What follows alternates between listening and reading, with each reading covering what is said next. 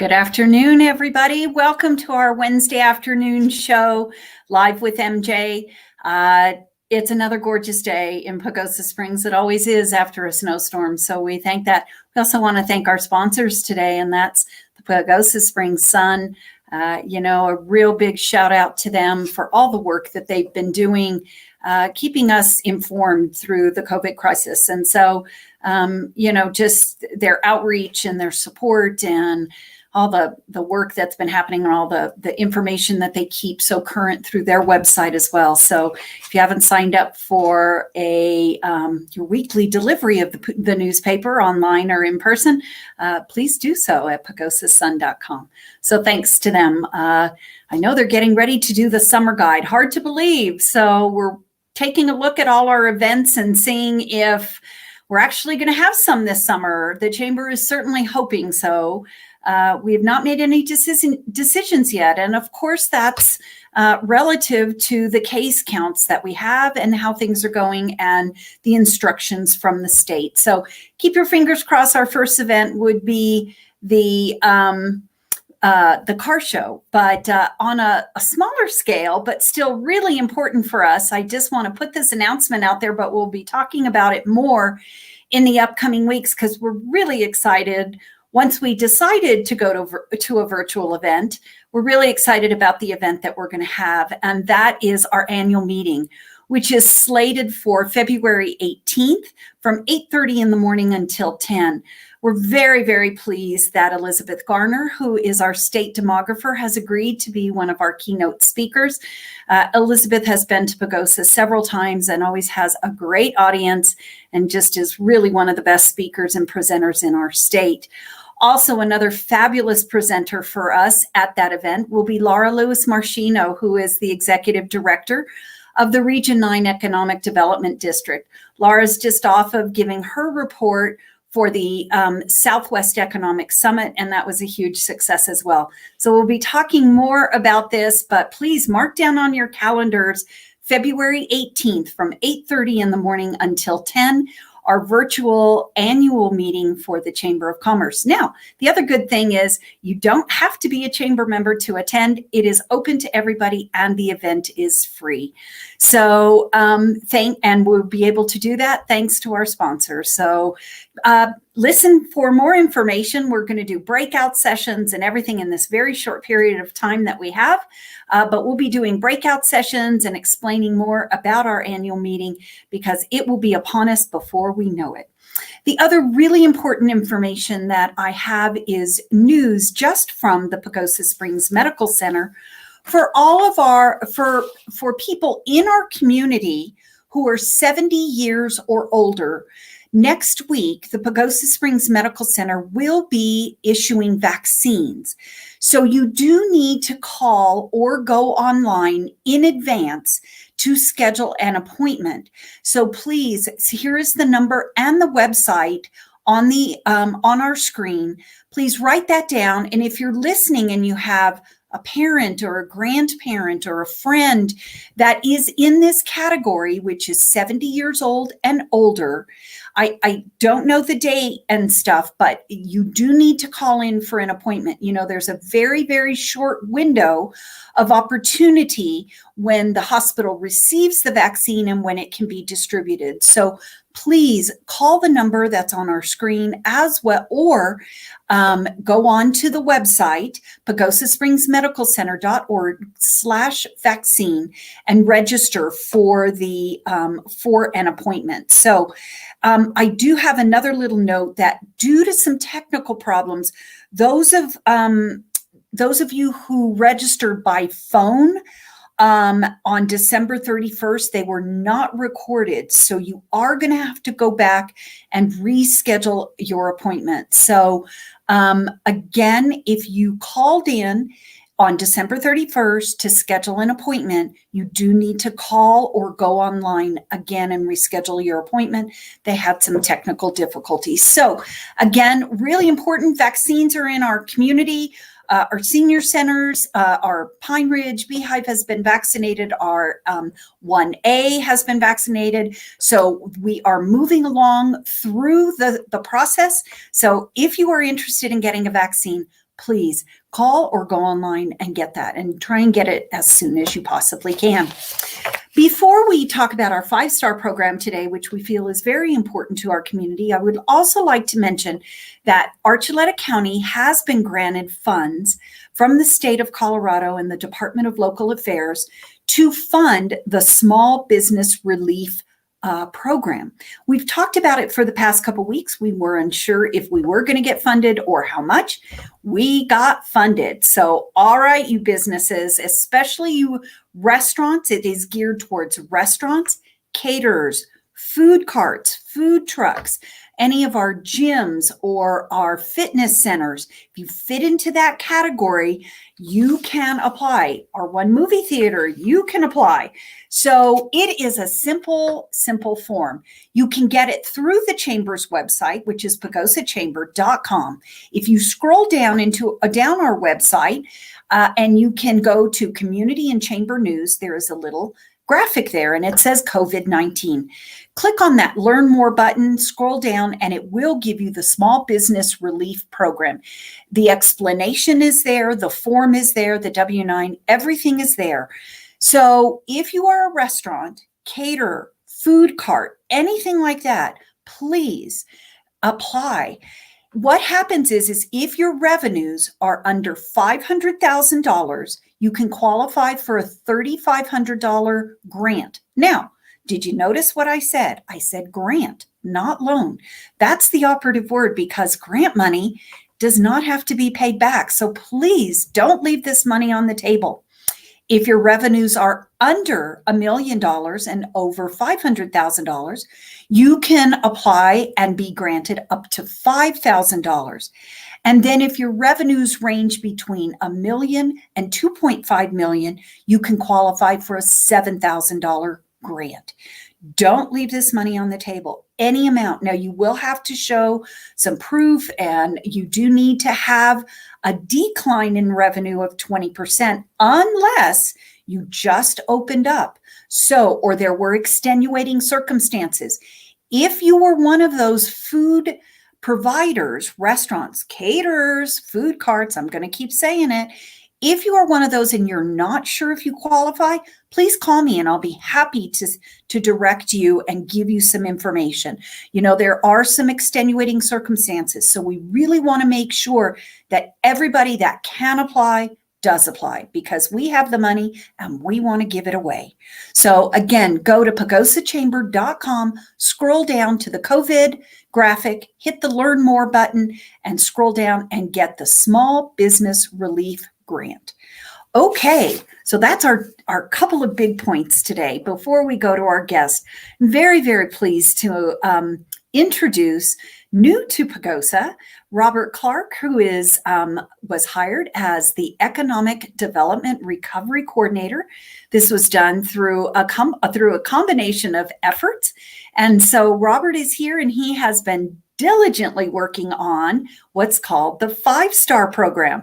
Now, we've had a lot of questions about the 5-star program. There's been a lot of publicity about it in Durango. And of course, Durango businesses have moved forward, although they couldn't qualify quite yet for the 5-star program. But Pagosa and Archuleta County has moved forward on this program. So first and foremost, welcome to Pagosa Springs. I guess you're not so new anymore. We've been here, I guess, over 60 days. But welcome, Robert, and welcome to our show for the first time. And so we get the question, what is the 5-star program? What is it? Mary Jo disappoints me because just when you think she knows everything, she estimates my time here 60 days when it's been 90, but that's okay. And it feels more like 120, 150, but for everything going on. But no, thank you, Mary Jo. Thanks for inviting me today. And I'm going to do my best to educate us all.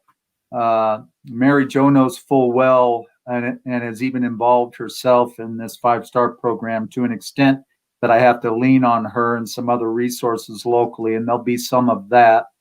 But I'll start by defining it, I guess, and describing it as a program that was proposed. And now that I think about it, especially for businesses whose the premise of their business, they more often than not have people that gather and are closer in proximity than some other businesses. And I mention that because it struck me, Mary Jo, as I got ready to talk about it, that it is striking that the lodging sector and the retail sector have not been included in the program. And maybe that will make sense when I mention who is and who expects to be, because of how people gather and congregate in their establishments. So restaurants, number one, gyms in the fitness industry, number two, personal services companies, and lastly, indoor and outdoor events concerns. And that said, maybe it is more obvious to people why they are more so targeted with this program than is the lodging and the retail sector. And we had a recent meeting with the lodging sector, and I'm talking with the retail sector, each of which have confirmed with me the fact that they operate somewhere up around 50% capacity in their establishments. So from that perspective, they're not as restricted as have been these other sectors, and especially the restaurant sector.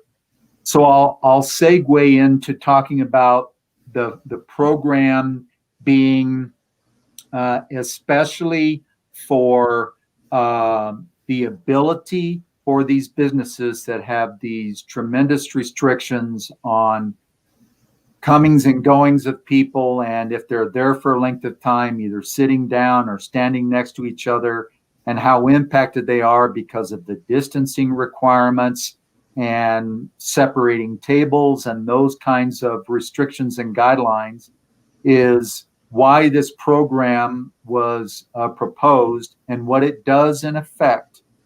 And by the way, there's going to be good news and bad news talking about the 5-star program today. So I'll start with the good news.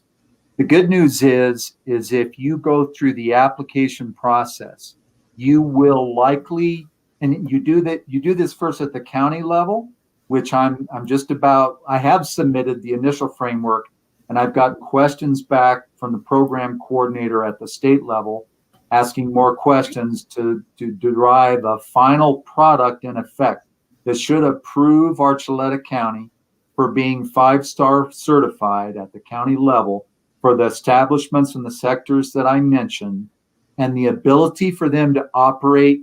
I call it a lower level, but some people view it as an upper level. But here's where the rubber meets the road. Assuming that we're right now at orange level, I'm going to talk about that in a second. If in fact we are, these establishments can actually operate at the next, I say lower level, which is the yellow level. The difference being, especially in the case of restaurants, instead of operating as they are currently at the 25% capacity at orange level, they can then operate at the next level down, which is yellow level, which is 50% capacity. Great. And those of you who have your favorite restaurants in town, or if there's even visitors listening in and they know where they prefer to go when they're in town, if you're missing your favorite restaurants because you have been able to go in and sit down and do in-room dining, that changed with the announcement by the governor about 2 weeks ago now, moving everyone to the orange level, that they are now operating at minimum, but at capacity, at 25% of their capacity for in-room dining. And that was really good news for some restaurants who were following guidelines and knew that they were going above and beyond of those guidelines, and that they technically qualify for lesser restrictions with all that they're doing to satisfy the state requirements on the dial level, as they call it, red versus orange versus green versus yellow, so on and so forth. What this program will do when the county gets approved, and we're expecting that in less than a week, and assuming also, and here's maybe the lesser and worse news, if we would have been maintaining out the metrics of the orange level as required, which would have been in a time frame of 7 to 14 days, we at the point of that 7-day or 14-day satisfaction meeting orange level metrics requirements, we would have the option to implement the 5-star program for all these business sectors.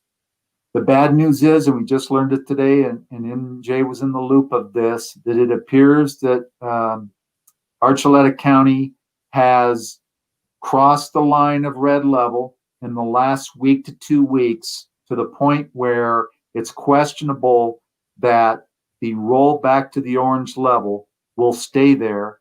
We were supposed to have been consulted this week. The likelihood of that, or it going the other way, and until we learn either late this week or early next week that they're going to allow us to stay at orange or likely move back to red, what that does to the 5-star program in effect is it puts it on hold. We still can go through the application process and be approved, but we won't be able to implement the program because the precursor that allows us to move to the 5-star is somewhere in the range of 7 to 14 days maintaining the orange level metrics, which it now appears Archuleta County has not done. So that's the bad news part of this. I'll finish by saying where I am in the process. I already mentioned that I had completed the initial framework, and there's a number of forms. Those forms are especially for the guests and customers of these establishments to, if they feel like if there's something the establishment is not doing in compliance, they themselves can report it to the San Juan Basin Public Health Agency Authority. And from that point, that agency and us as the administrators, there's an administrative committee and enforcement committee, can determine whether or not, number one, that they certainly should be giving an initial warning. And we're hoping that maybe there could be a follow-on warning, but if not, unfortunately, that establishment could lose their qualification for the 5-star. But again, those forms and that framework, which is the process and the system that supports it, is all nearly completed and approved.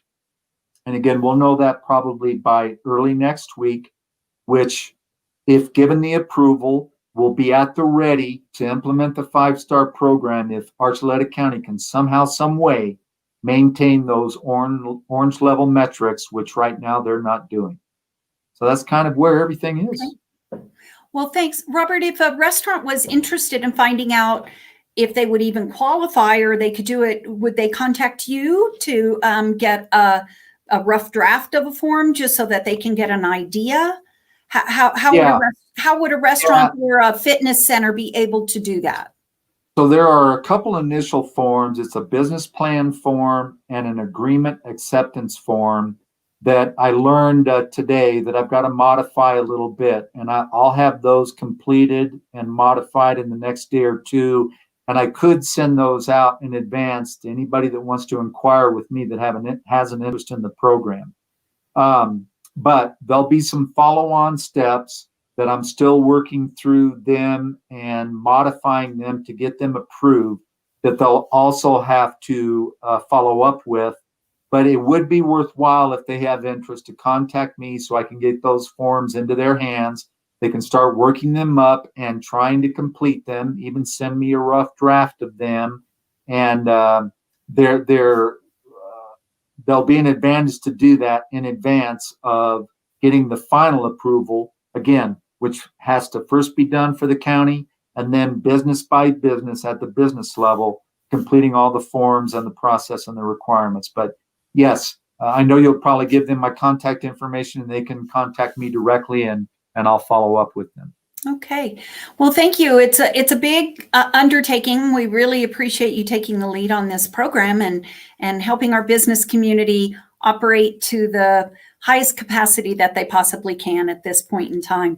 If you'd like to contact Robert, you can certainly get his information off the Pagosa Springs CDC website, and that's pagosaspringscdc.org. And so give him a call or shoot him an email, and he will be happy to answer you. So 2 important things this week for our businesses. Again, if you're interested in seeing if you even qualify for the 5-star program, please contact Robert and see about what some of those requirements might be. And also, as I mentioned, don't leave any money on the table. Please, restaurants, caterers, food trucks, etc., please apply for the small business grant program. You may be able to qualify for $3,500, $5,000, or $7,000. And if you have any questions about that, please contact us at the Chamber of Commerce. Thank you all so much for joining us today. We have lots of information. And remember, mark down February 18th from 8:30 to 10 in the morning for the Chamber's annual meeting. You're going to wish you be there. Goodbye, everybody. Enjoy your week. We'll see you next Wednesday.